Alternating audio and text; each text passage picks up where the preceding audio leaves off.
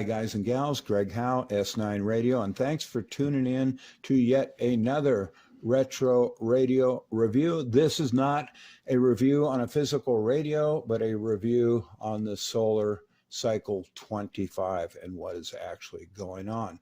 Now, just a quick rewind. Solar cycle 24 was the weakest solar cycle ever recorded. The NASA predictors and others basically said solar cycle 25 was going to be much the same, one of the weakest solar cycles ever recorded.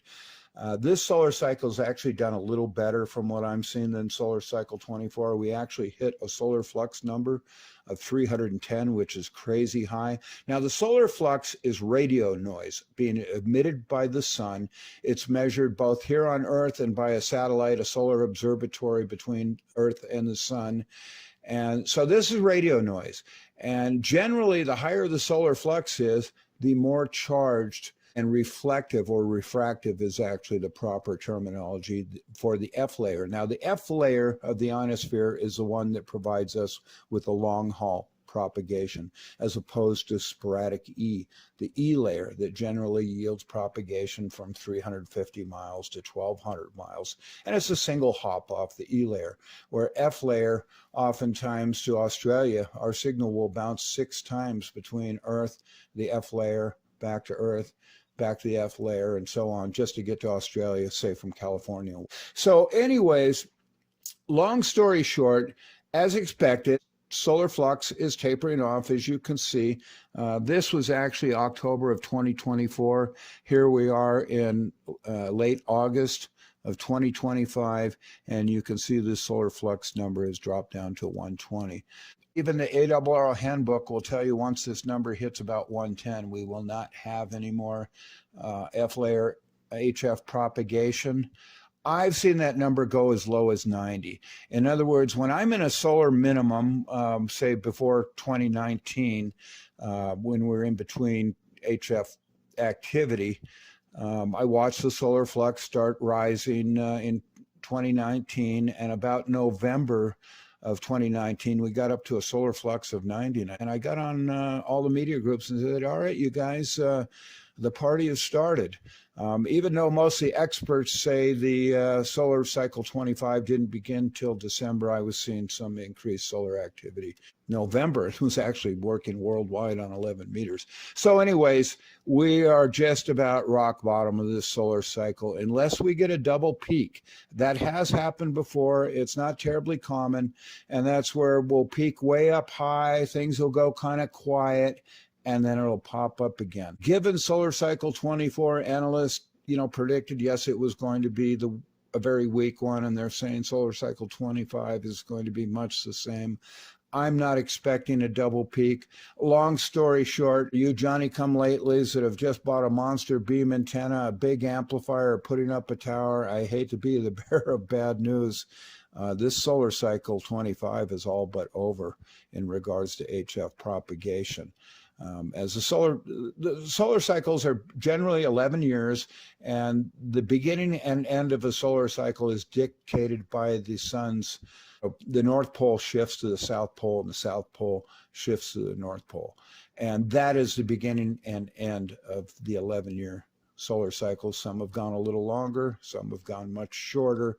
But anyways, it looks like we're just about to bottom out as far as F layer propagation. We will still have the sporadic E short skip that occurs from May to August. It is somewhat independent of whether we're at a solar maximum or a solar minimum. We will always have the sporadic E, some seasons being better than others. This season's been pretty pathetic. I think we've hit a maximum usable frequency of 200 megacycles twice this sporadic E season, which is winding down to an end as it generally curtails in August. The maximum usable frequency, obviously for us here on 11 meters, generally, if we hit a number of 25 on this map, that's a good number.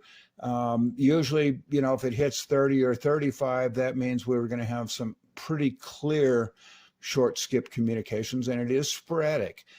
So it's not going to hang in there. But generally, when you see a number of 25 or better on a sporadic EMAP, that means there's a good chance you're going to have some short skip. You just need to listen. As mentioned, it is very sporadic. Now, when you see those numbers get up to 100 in these little squares, that means you may be able to hear a New York radio station down in the Carolinas, an FM radio station.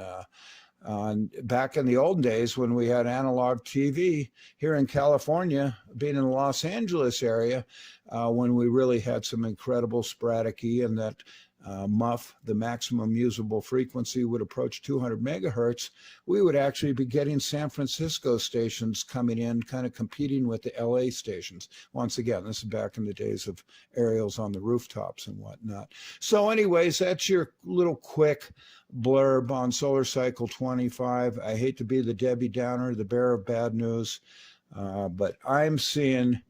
and I did a thing on this. They just wouldn't post it on social media in this group. I guess they didn't.